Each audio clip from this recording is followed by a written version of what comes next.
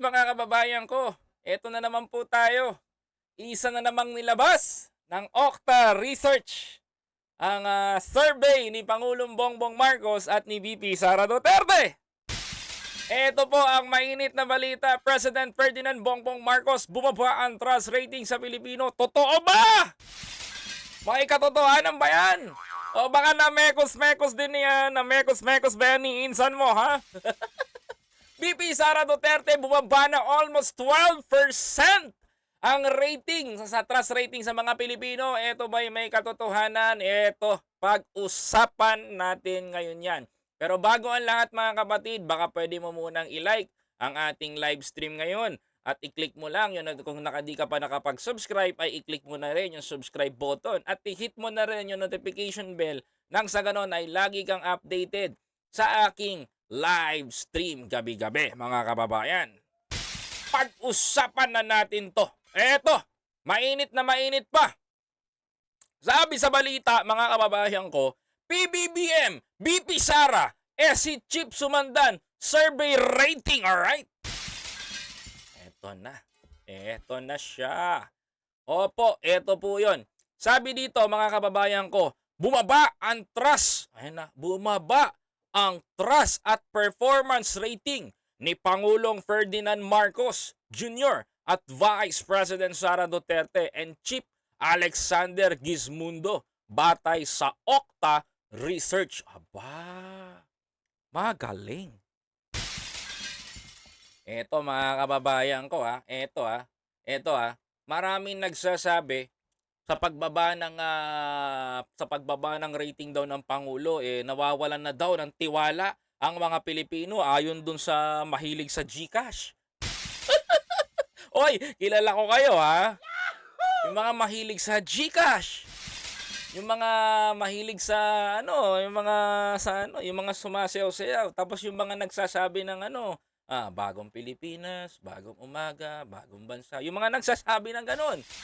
Yung mga tirador na yun, yung mga tao na yan, mga kababayan ko, yan talaga yung mga I think na sabik na bumaba ang trust rating ni Pangulong Ferdinand Bongbong Marcos. But eto mga kababayan ko, hindi po bulag ang sambayan ng Pilipino kaya tayo gumagawa ng ganitong mga streaming at pagbabalita. Okay? Mga kapatid, pero bago ang lahat, ituloy muna natin tong balita. Sabi dito, mga kababayan ko, babasahin ko po sa inyo, mga kapatid, sa survey na isinagawa ng September 30 hanggang October 4. September 30 hanggang October 4. So, ibig sabihin to, 5 days. If I'm not mistaken, 5 days. Sabi dito, mga kababayan ko, October 4, nakapagtala si Pangulong Marcos ng 73% trust rating at bumaba ng 2% kumpara sa nakuha nitong survey noong Hulyo. Ito nawalan ng 1% kayang kanyang distrust rating na naitala sa 7%. Si VP Sara Duterte, sabi dito si VP Sara Duterte naman ay nakapagtala ng 75% na bumaba ng 8% kumpara sa 83 na naitala nitong Hulyo. Samantalang si Gizmundo ay nagtala ng 21 o bumaba ng 6%. Sabi pa dito, mga kababayan. Sabi pa, dagdag pa dito, bumaba naman ang satisfaction rating ng Pangulong Marcos ng 65 mula sa 71. Mga kapatid samantala ang kanyang satisfaction rating ay 13% na tumaas mula sa 10%. Sabi pa dito, ang satisfaction rating ni VP Sara Duterte na 70% na bumaba ng 82% ay kanyang dissatisfaction rating na tumaas ng 7% mula sa 4%. Si Gizmundo ay nakapagtala ng 20 satisfaction rating na bumaba ng 8% mula ng 28% noong buwan ng Hulyo. Ang kanyang satisfaction rating ay nananatiling 9%. Okay. Sabi pa dito, mga kababayan ko, sabi pa dito, eto lang Eto. Kinuha ang survey na opinion sa 1,256 responded at edad 18 years old pataas. Pataas. Pataas ba o baka pababa? Pataas. Meron itong margin error plus 3% at confidence level ng 95%. Samantalang sa panahon ng sinurvey ay tumaas naman ang rating ni Senate President Juan Miguel Zubiri at ayan, insan, mekos-mekos ba yan? Martin Romualdez. At binalita rin ito ng mga vlogger na ganito. Ayan, mga kapatid. Ito may nagbalita lang na content creator. Trust rating daw ni Sara Duterte, mababa. Bumaba. At ang highlight ng balita ngayon ay kay BP. Aba, galing. Okay. Pag-usapan natin ngayon to, mga kapatid. 1,200 ang kanilang tinanong. At 1,200 na na respondent ang kanilang tinanong. Ang question ko dito, bakit nagkakaroon ng survey kung saan merong laging issue? Tama? Laging issue. Opo, may issue po. Laging merong issue sa confidential fund. Bakit itinaon nila ito na merong issue si VP Sara Duterte? Ano bang ibig sabihin nun? Alam ba ng tao yung CIF? Alam ba ng tao yung hinihingi? At alam ba ng tao na itong si Insan, mga kababayan ko, ay minekos-mekos at ibinigay sa sa Makabayan Black ang pondo?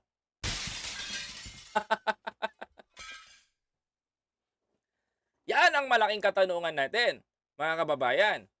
Yan ang question to Alam ba ng tao 'yon? Alam ba ng mga tao na mayroong fondong ibinigay at pinaburan dahil sa isang tawag lang nitong isa ni Insan, mga kababayan? Hindi alam ng tao 'yon. Tapos ito, mga kababayan ko, pinalalabas nila ngayon na mahina na daw po si Vice President Sara Duterte. That's the biggest question. Kung kailan merong issue, kung kailan merong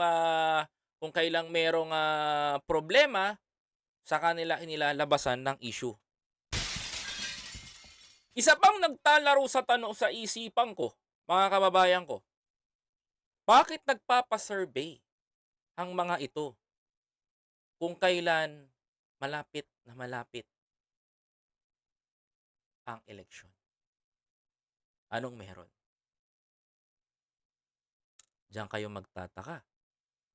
Diyan kayo mapapaisip. Diyan kayo magtatanong. Hello po, Tita Judy Basco. Diyan kayo mapapaisip, bakit nagpapalabas ito? Samantala, mga kababayan ko, noong mga panahon na si Pangulong Bongbong Marcos ay naglabas ng kanyang mga programa at naglabas ng kanyang mga nagawa sa Pilipinas, hindi nagpa-survey si Pangulong Bongbong Marcos. Bakit ngayon? Kung kailang may issue ng CIF, kung kailang may issue ng mga sa West Philippine Sea, kung kailang may issue sa mga awayan, naglalabas ng survey. Sino nagpa-survey ang tanong? Remember, Okta Research, bago mag-survey yan, syempre kailangan ng pera. Pambayad doon sa mga magsa-survey. Now, mga kababayan ko, nung nagpa-survey yan, tinanong yung mga tao, tinanong yung mga Pilipino, 1,200 na tao tinanong nila, mga kapatid. Nakakapagtaka, mga kababayan. Nakakapagtaka. Tinanong nila yung mga taong bayan sa taong mayroong problema. Pero try nyo po magpa-survey. Try nyo po magpa-survey, mga kapatid. Try nyo po magpa-survey nang wala pong issue. Tingnan natin kung bumaba ang trust rating yan. For sure, hindi bababa yan. Tataas pa yan, mga kapatid. Kasi bakit? Ako nagtataka ako, ang Pilipino hindi makakalimutin eh. Sa totoo lang, ang Pilipino hindi makakalimutin. Kamakailan lang putok na putok ang pangalan ni Pangulong Bongbong Marcos sa pabahay, sa mga nabili para sa bansa, mga proyektong ginawa niya, pagbibigay ng titulo sa mga magsasaka, pagbibigay ng mga napakaraming ayuda para sa mga kababayan natin, paglaban, pagsugpo sa bigas. Impossible! Nabababa ang trust rating ni Pangulong Ferdinand Bongbong Marcos. Mag-isip po kayo. Totoo to ha. Napaka-imposibleng bumaba ang trust rating ni Pangulong Bongbong Marcos dahil mainit pa sa tao yung mga inismuggled na bigas na ipinamigay sa mga tao. Hindi makakakalimot ang tao. Bakit bababa ang trust rating ni Pangulong Bongbong Marcos ng almost 6%? 'Di ba? Sa 71% na nakuha ni Pangulong Bongbong Marcos bumaba ng 6%. That's too impossible. Nakakagulat po yung mga nilalabas ngayon ng mga survey nila. Sa totoo lang, mga kapatid. And also, VP Sara Duterte. Alam ba ng tao? Ito question lang sa mga nanonood sa akin. Tanong ko lang. Alam ba ninyo kung saan napunta yung pondo at kanino binigay yung pondo? Mga kapatid? Pinaburan nyo ang alam lang kasi ito totoo lang Ang alam ng tao masama ang CIF. Ang alam ng tao kukurapin ni Sara ang confidential fund. Pero tingnan nyo mga kababayan ko kanino binigay yung pondo. O di sa makabayad black. Mekos-mekos nga ni Insan. Oh. Now you know. Doon kayo mag-iisip mga kapatid. 'Di ba? Thank you po Tita Judy Basco. Ayan. 10 members, maraming salamat po, meron na sila. Mga kababayan ko, diyan kayo mag-iisip. Anong nangyari doon? Shoutout kay Mark Ramos, nanonood, silent viewer natin. 'Di ba mga kapatid? Saan napunta? Anong nangyari? Anong nangyari kay Sara ngayon? 'Di ba? Diyan kayo magtataka. Anong nangyayari dito? Anong merong hocus-pocus dito? Bakit sa panahon ni Sara ganito ang ginagawa? Sabi ko nga sa inyo ayoko na lang diretsohin baka kasi maraming magalit sa akin na tropa ko na pro-government. Pero pasintabi, 'di ba? Pasintabi.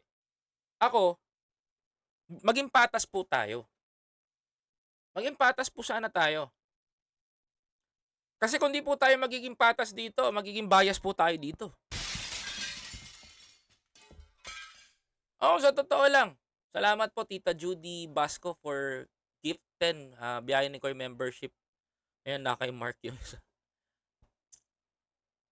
Kasi mga kababayan ko, imagine niyo, isipin niyo Sa totoo lang.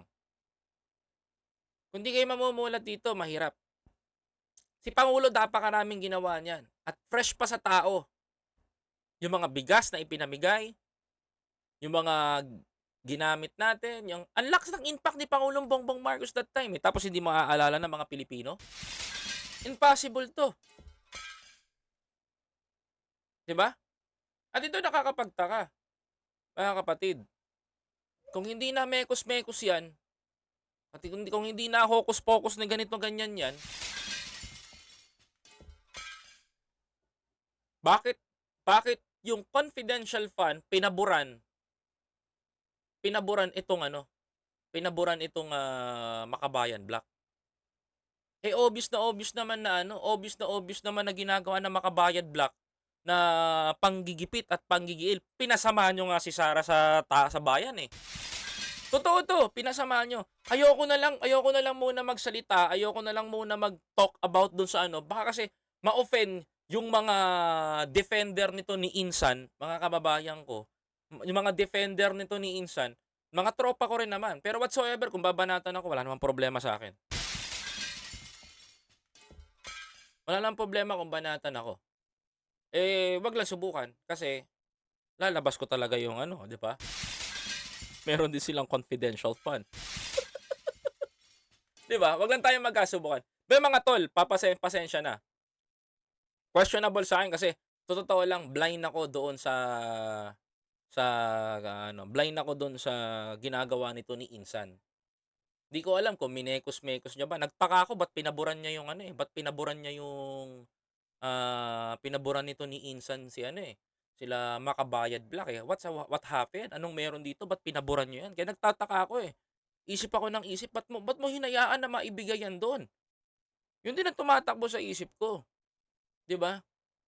Hindi ko ma-imagine na yung Makabayad Black na paboran mo because dun sa pagpukol nila sa CIF, ang dating sa mga kababayan natin ang masama si Sara, ang mababait yung mga makakaliwa. Na hindi ko makakalimutan, ha, hindi ko makakalimutan 'to.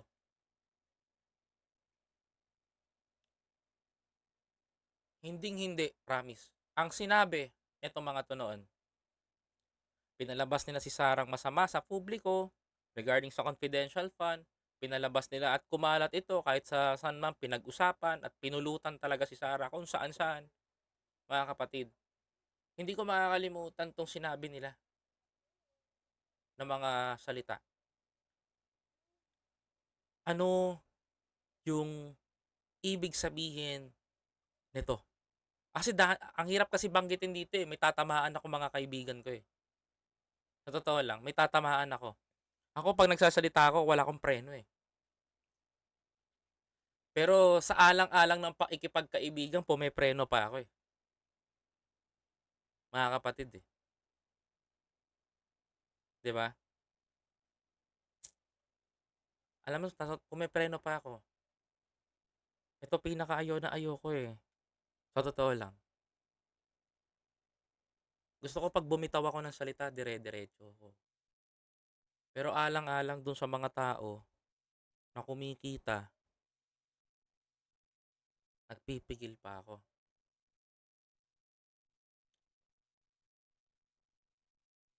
Sana dumating yung time na malaman niyong mali yan. Sana, sana. Kasi ako yung tropa niyo hangga't mapagpipigilan ko na hindi ko masasabi, hindi ko kayo mapangalanan.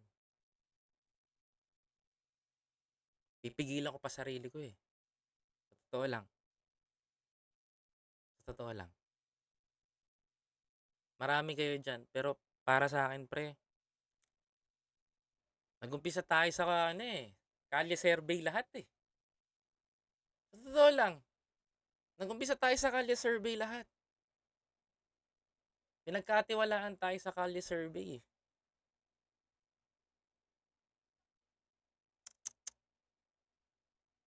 'Di ko alam kung anong titignan ko ngayon, eh. Bakit? Alam mo hirap na hirap ako banggitin.